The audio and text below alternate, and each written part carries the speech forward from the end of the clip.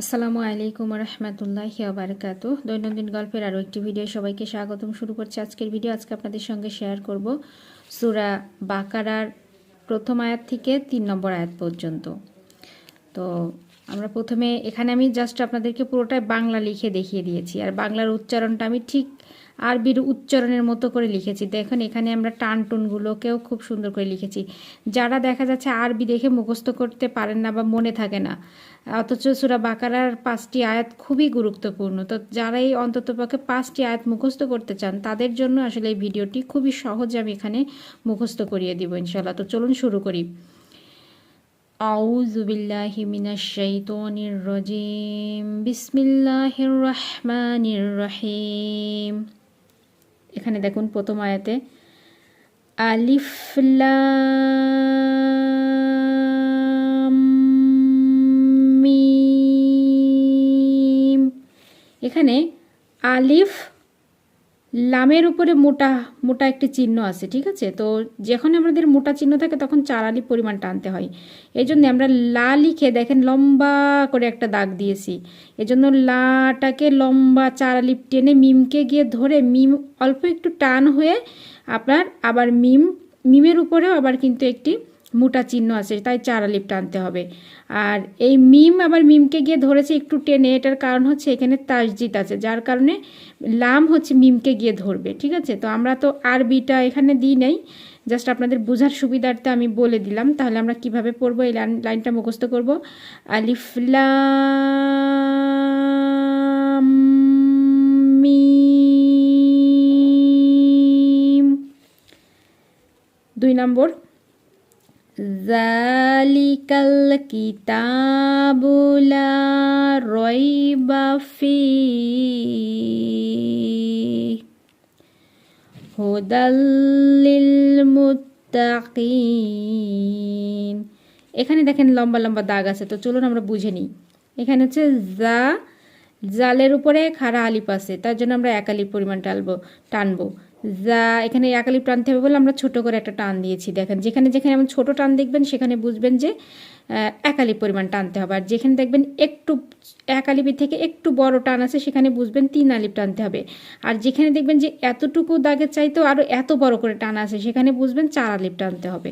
তাহলে কিভাবে বলবো, এখানে আমরা জালিকাল কিতা, তারপরেও কিন্তু টান হবে, হ্যাঁ। তার জন্য আমরা দেখেন এতটুকু টান দিয়ে রেখেছি, 1 আলিফ পরিমাণ টান হবে।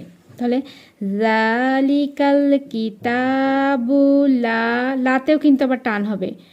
তো লা রাইবা ফি, এখানে দেখেন 3 আলিফ পরিমাণ টানতে হবে। এটার কারণ হচ্ছে এখানে আমাদের এখানে অনেকগুলো কথা আছে, যেমন আপনার জবরের বাম পাশে খালি আলিফ, জেরের বাম পাশে যজমালা ইয়া, এবং পেশের বাম পাশে যজমালা ওয়া, এই 3টি কিন্তু মদের হরফ। তো এই 3টি থাকলে আমাদের কিন্তু 1 আলিফ করে টানতে হয়। তো এই জন্য আমরা এখানে লামের পরে হচ্ছে আপনার আরবিতে লেখা আছে, আপনারা দেখলে পাবেন লামের পরে কিন্তু লামের উপরে জবর আছে, তার পাশে খালি আলিফ আছে, এই জন্য 1 আলিফ পরিমাণ টানতে হবে। এটা কিন্তু মদের হরফ, তাই লা রয় বা ফি। এখানে হচ্ছে একটা চিহ্ন আছে, 3টি ফুটা দিয়ে জিম এরকম একটা চিহ্ন আছে। যখন কোনো আয়াতের মধ্যে ওরকম চিহ্ন থাকে, ধরেন আমি চিহ্নটা এখানে একটু দিয়ে দিই, তাহলে আপনারা বুঝবেন যে এরকম জাতীয় এইভাবে 3টে চিহ্ন আছে, এর উপরে জিম আছে, হ্যাঁ, তার উপরে মিম দিয়ে একটু লেখা আছে। তো এরকম 3টে চিহ্ন থাকলে যদি কোনো আয়াতের ভিতরে, মনে করেন এটা তো পুরো আয়াত, এখান থেকে শুরু করে এখান থেকে এই পর্যন্ত হচ্ছে পুরো আয়াত, তো এই পুরো আয়াতের মধ্যে যদি এরকম চিহ্ন থাকে তাহলে সেখানে হচ্ছে ওয়াকফা করতে হয়, আর ওয়াকফা করার জন্য কিন্তু 4 আলিফ পরিমাণ টানতে হয়। কোথায় কেন 3 আলিফ পরিমাণ টানতে হয়, টেনে আমরা থামবো কেন, কারণ এখানে কিন্তু আপনার মদের হরফ আছে। তো মদের হরফ থাকার কারণে কিন্তু আমাদের ওয়াকফ করতে হলে আমাদের 3 আলিফ পরিমাণ টানতে হবে। তাহলে আমরা এখানে দেখি জালিকাল কিতাবু লা রাইবা ফীহি হুদাল লিল মুত্তাকিন। এখানেও 3 আলিফ টানতে হবে, কারণ এই যে আপনার হচ্ছে কপের পরে কিন্তু আমাদের ওয়াকফ করতে হচ্ছে, এই জন্য এখানেও কিন্তু আমাদের 3 আলিফ পরিমাণ টানতে হবে। ঠিক আছে, তো আরও অনেক কিছু বোঝাইলে আরও অনেক কিছু বোঝানো যায়, তাহলে আরেকটু সহজ হয়। কিন্তু যেহেতু আমি বাংলা লিখেছি, তাহলে আপনাদের মনে হয় না যে এত কিছু বুঝিয়ে মাথা নষ্ট করার দরকার আছে, কারণ আমি চাচ্ছি আপনাদেরকে সহজ করে শেখাবো, যার কারণে আমি এইভাবে লিখেছি আর এভাবে বোঝাচ্ছি। অথবা আমাকে এত কিছু বোঝানোর দরকার নেই, এত কিছু বোঝাতে গেলে আপনাদের মাথা আবার ঘুলিয়ে যাবে। তো চলেন আমরা সহজ করে বুঝি। 3 নম্বর আয়াত, আল্লাযীনা ইউমিনুনা বিল গায়বি ওয়া ইউকিমুনাস সালাতা ওয়া মিম্মা রাযাকনাহুম ইউনফিকুন।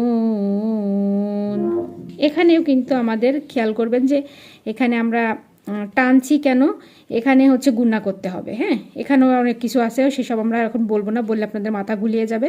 তো তার মানে এরকম টান আছে, সহজ ভাষায় আমরা বুঝবো, যেমন টান আছে, টান আসে মানে আমরা একটু গুণা করে পড়বো, একটু টেনে পড়বো। তারপরে ঝাক্কানা, এখানে আমি লিখে দিয়েছি, দেখেন কলকলার হরফ, এই কপটা ধাক্কা দিয়ে পড়তে হবে, এটা কলকলা হরফ করে পড়তে হবে। তাহলে ঝাক্কানা হুম ইউনফিকুন, এখানেও আপনার হচ্ছে মদের হরফ, এখানে আপনার ইয়ে করে পড়তে হবে, ওয়াকফ করে পড়তে হবে, এই জন্য 3 আলিফ পরিমাণ টানতে হবে।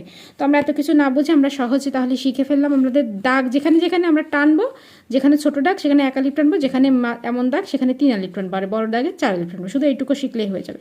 তাহলে চলেন।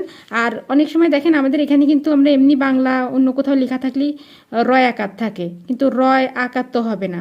তারপর গয় আকার থাকে, গয় আকার কিন্তু হবে না। যেহেতু আমি পুরো আরবি অক্ষরটা এখানে আপনাদেরকে বোঝানোর চেষ্টা করেছি, আরবি উচ্চারণ কীভাবে হবে ঠিক সেভাবে লিখেছি। অর্থাৎ আপনারা এটা দেখে হুবহু মুখস্থ করলেই আপনাদের উচ্চারণ ঠিক হয়ে যাবে ইনশাল্লাহ। তাহলে আমরা লাস্ট আরেকবার পড়ি, আলিফ লাম মিম যালিকাল কিতাবু লা রাইবা ফীহি হুদাল লিল মুত্তাকিন